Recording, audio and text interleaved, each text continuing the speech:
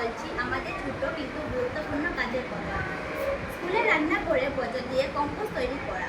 আমরা নবম শ্রেণীর ছাত্রছাত্রী আর আমরা শিখছি যে বর্জ্য থেকে উপকার পাওয়া যায়। সমস্যা, প্রতিদিন স্কুলে রান্নাঘর থেকে খাবারের খোসা, টুকরো আর বর্জ্য ফেলা হয়। এগুলো মাটিতে পচে পরিবেশ নোংরা করে। তাই আমরা ভেবেছি এটার একটা ভালো ব্যবহার করা উচিত। আমাদের সমাধান, আমরা খাবারের বর্জ্য আর প্লাস্টিক আলাদা করেছি।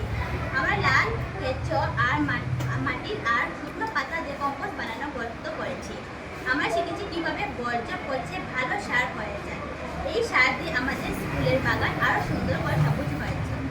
আমাদের কাজের ফল, বর্জ্য অনেক কমেছে, সার কেনা টাকা বেঁচেছে। অনেক বন্ধু মিলে ওয়েস্ট পেট্রোল নামে দল গঠন করেছে। আমাদের বাগান এখন আরো সুন্দর। কেন এটা দরকার? পরিবেশ পরিষ্কার থাকে, আমরা প্রকৃতি ভালোবাসতে শিখি। সবাইকে পরিবেশ রক্ষায় উৎসাহ দেয়। চলুন আমরা সবাই একসাথে কাজ করি, পরিবেশ ক্লাবে যোগ দিই। ঘরে বর্জ্য আলাদা করে ফেলি, ছোট কাজ দিয়ে শুরু করে আজ। মহাত্মা গান্ধীর কথায়